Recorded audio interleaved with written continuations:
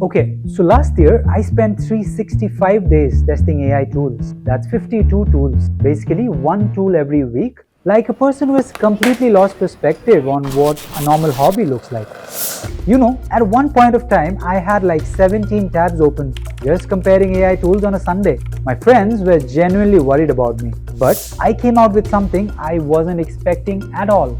It's not my one favorite tool, but an actual framework of using AI. So, which AI is the best? That's the question everyone is asking right now. But it's actually the wrong question. It's like asking which knife is the best when you don't even know what you're cutting. A bread knife is useless for surgery. A scalpel is useless for bread. See, the knife is not the problem. You're just picking the wrong one for the job. So, the right question is, what job are you actually hiring AI for? Once that clicked for me, I just cancelled 4 subscriptions, kept 3, added 1 more that I had been ignoring for months. My output went up drastically while my bill went down by 60%. These 7 tools are the 7 answers to the 7 jobs that are quietly draining your time every single day. So let's get into it. Most people treat AI like a vending machine, right? You walk up, you ask for something, and if the output isn't great, you just try a different machine. So you keep collecting subscriptions, keep being a little disappointed, and somehow end up with the 4 tools that all do roughly the same thing. Plus that one AI subscription you genuinely didn't even remember signing up for. Here's the shift. Think of your workstation like you're cooking in a kitchen. Right now, you're doing everything by hand, like chopping vegetables, cooking on the stove, washing the dishes, all of it manually and all by yourself. Takes a lot of time, right? But what if you had a vegetable chopper, a microwave, a dishwasher? Each one handles exactly one job, so you don't have to do everything the slow way. These 7 AI tools are basically those appliances. Each one does one specific job, and the time you save, well, you can just spend it petting your cat. 7 tools, 7 jobs, none of them overlap. One of these tools I avoided it for almost a full year because I genuinely thought the name was a joke. That ended up being the one I use every single day. I'll tell you which one, but first, tool 1.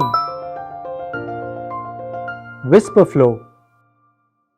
You know that moment when you have this really big idea, like you've got it, it's all there in your mind. So you open your laptop to type it out, but suddenly it's just gone. Like you'll be wondering, where did it go? It was in your head 5 seconds ago. You think faster than you type, like that's always been true. And that's just the fact. The thought is fully formed in your head. You open a new tab to type it out, and by sentence 2, the next 3 ideas are already gone. You're left with one half-finished sentence that doesn't even capture what you meant. If you've ever tried voice typing, you know sometimes where it types duck when you say something else. Well, this is not that. With Wispr, you just hold one button on your keyboard and talk, like you're explaining the idea to a friend. Clean formatted text appears automatically in whatever app you're already in. WhatsApp, email, Notion, Slack, wherever. Here's the deal.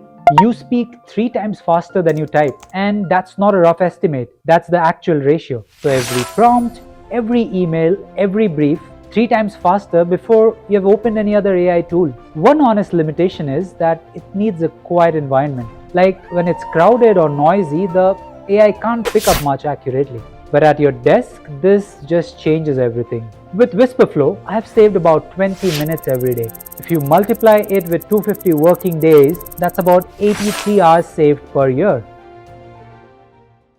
Okay, 1 down. Now, don't judge me. Next tool is something I've avoided for a full year just because of its name. And I really need you to hear me out on this. Cut. Are you practicing your lines? Yes, Goblin tools. You know what it feels like when your task list just says something like make a go-to market strategy and you sit there staring at it. Then you open a new tab, check email, close it. Open Instagram in your phone because, well, someone shared a reel. Doom scroll for another 20 minutes, close it. Open a different tab for a reason that you forgot soon after opening it. Rearrange few things on your desk, and 40 minutes later you haven't done a single thing, but you somehow feel tired anyway. That's not laziness, by the way. Your brain genuinely doesn't know where to start when the task is too big and too vague. It's a task shape problem, not a motivation problem. And the tool that fixes it is called Goblin tools.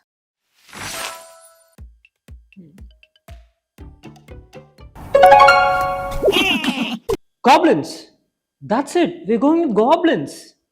Goblin. So imagine you just type GTM strategy into Goblin tools. In about 5 seconds, it gives you 8 specific steps. Define your target audience, write the positioning statement, map out your channels, brief the design team on assets, set up tracking, write the launch copy, schedule the stakeholder review, set the go live date. You go from staring at 2 words to knowing exactly what the step 1 is. It does one thing, which converts vague tasks into specific steps. And it does one thing so well that I honestly use it even to do things I already know how to, because seeing the steps written out just makes starting feel automatic. On its version, it breaks things down but doesn't prioritize them. So you still decide what to do first. Well, think of it as the thing that gets you from I don't know where to start to okay, step 1 is this. And after that, you're all set. Using Goblin tools, I have saved 30 minutes of task paralysis every day. Multiply that into 250 working days, and that's 125 hours saved per year. Next one, most people already know this tool, but almost nobody uses it for the right job. Otter.ai. Okay, so imagine your team just finished a 45 minutes meeting where 6 real decisions were made. Everyone goes back, you think everything is sorted until the deadline comes. And then you see 2 of your decisions were never acted on because one person was on mute at the wrong moment. One person thought it was someone else's job. One person, well, just forgot. So now you're all back in the same meeting, redeciding the same things, and everyone is nodding like it's completely fresh conversation. That's not just a meeting culture problem, that's a capture problem. Think about that last long call you had. 6 decisions were probably made. You remember maybe 4 of them. With Otter just running in the background, by the time the call ends, you have a full summary. Every decision, every action item with your name on it. You didn't write a single thing, you were just actually in the conversation. Most people think Otter is a note-taking tool. It's not. It's a meeting recovery tool. And that's a genuinely different job. The first time you find exactly what was decided 3 weeks ago in just 4 seconds, you'll wonder what you were doing before this. I bet you can't go back. With Otter.ai, I've saved 20 minutes of post-meeting reconstruction per day. Multiply that into 250 working days, that's 83 hours saved per year. Okay, actually stop for a second. 3 tools in. You know these 3 tools? You may be wondering about the investment that you have to do for all 3, right? What if I say the whole investment is just the time you'll take to sign up and set up? Because these 3 are actually free to start. Let's get to 4. Beautiful.ai. Okay, raise your hand if a presentation has ever taken you 4 hours. If you're being honest with yourself, 1 hour was the actual content. The other 3 were you in a fight with slide 8 about font size, the logo that looks completely fine on white but totally wrong on dark, and one text box that just refused to line up no matter what. Well, that's not presentation work, that's formatting work, and you're spending 3 hours on it every single time you make a deck. Beautiful.ai lets you put your content in and the layout just sorts itself. The spacing, the alignment, the hierarchy, all handled automatically. You focus on what you're saying, it just handles how it looks. That investor deck that normally takes 4 hours now takes 1 because the only hour you're spending is on the actual content. The deck looks finished and professional when the content is done. Then you're completely skipping the cleanup round that you spend about 3 hours. Let's take other presentation tools like Gamma and Presentations AI. They're faster to generate, but the output looks something more like a document than a polished deck. Well, that's fine for internal work, but not right when it's going to a client or an investor. Beautiful.ai is built around proper business design language, so it just looks like made by someone who understands design. Using Beautiful.ai, I've saved 2 hours per week. Multiply that into 50 weeks, that's about 100 hours a year, and that's a lot. Next one is the tool I'm genuinely most excited about on this entire list. And yes, that's after the Goblin. Quick thing, if you're still watching, you clearly care about this stuff.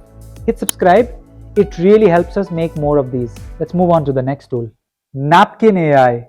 Imagine you had to explain a 3-step process to your team, and the best you could come up with was typing it out as a WhatsApp message. You send me the script on WhatsApp, right? You just type a text and you think people get your idea. But in reality, it's like some people get it, some don't. Someone will ask you to explain it again, so now you're spending another 20 minutes on something that a clear visual would have solved it in seconds. What if I told you, you take that same text, put it into Napkin AI, and it automatically generates a complete visual diagram from it? A flowchart, a mind map, a process chart, whatever fits the content, like in just seconds. There's no need to learn design or a design tool. No dragging shapes, no fighting with arrows, nothing. So instead of sending a text and hoping people follow, you're just sending a clear visual that anyone can understand immediately. And the whole thing just took you 2 minutes. See, there are other tools that can do it, like let's say Canva. This is just for design. Lucidchart, it is for some technical diagrams. Both of those you will still have to build the layout yourself. With Napkin AI, it starts from the text and generates the structure. Completely different starting point and very faster way to get the final output. Using Napkin AI, I have saved about 15 minutes per day. Into 250 working days, that's 62 hours saved per year. Okay, next one. This is the tool that makes all the others on this list actually usable. Because without this one, you just don't have the time.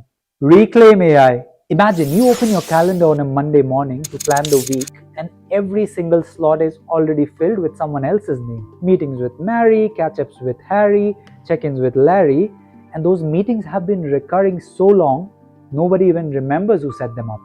Somewhere in the gaps between all of those, you're supposed to do all your actual work. So you just start your work at 9 p.m. wondering where the whole day went. That's not a discipline problem, that's a calendar problem. I just landed on Reclaim AI at the same time I felt this problem. You just tell the AI what tasks you need to get done this week and your working hours, and that's it. It just automatically finds the best time for each task, blocks it in your calendar, and then keeps adjusting as new meetings come in. A new meeting lands and it moves your task. If the task takes longer than you actually planned, don't worry, it finds a new slot for you to finish it. Your calendar starts managing itself instead of you rebuilding it manually every Monday morning. For example, let's assume you have a big important work that needs 2 hours before the deadline. You add it to Reclaim and it finds the right window to block it and protect it from new meeting invites. Then you just stop thinking about when and start focusing on what and how. Other calendar management tools like Calendly books people into your time. Meanwhile, Reclaim prioritizes your tasks and meetings automatically. For setup, it takes approximately 20 minutes. You connect your calendar, set your preferences, and that's the whole investment that you need to do. After that, it just runs on its own. This AI tool is the one that makes all the others actually useful. Without prioritizing the time for work in your calendar, the other 6 are just things you will never get to work around with. With Reclaim AI, I have saved about 30 minutes of recovered focus time every day. Multiply that into 250 working days, and that's 125 hours saved per year. I cannot believe this. Last one, I saved this one on purpose because once you understand what it does, you'll start thinking about which tasks in your week that you can permanently eliminate. Make. Okay, every time a new lead comes in from your website form, you have to copy their details into a spreadsheet and update the CRM, then message the sales team on Slack, and then send the lead a welcome email. Like these 4 steps again and again for every single lead. Basically, every time you do it, you think, I should really automate this one day. Then you just do it manually anyway because it's only 5 minutes.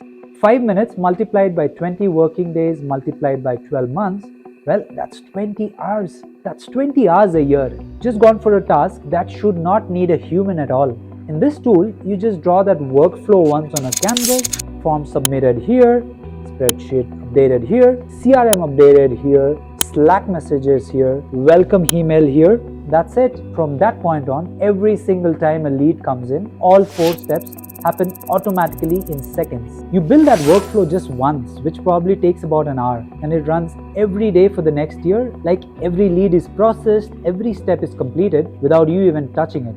Other automation tools like Zapier does similar things, but Make is generally better for more complex workflows with multiple branches and conditions. Bardeen is another tool, but it's more browser focused. That's why Make is the most flexible option overall. To be honest, that first workflow takes longer to build than just doing the task manually. That 1 hour upfront is the full investment. After that, it runs forever. With Make, I've saved about 40 minutes of manual tasks every day. Multiply that into 250 working days, and the output is 167 hours per year. 7 tools, 7 jobs, and 745 hours a year. You watch the whole thing. You already know which one solves your biggest problem right now. So just go set it up 20 minutes once. That's all it takes to start getting that time back. You've got this. Drop the tool you're most excited to try in the comments. I genuinely want to know. See ya.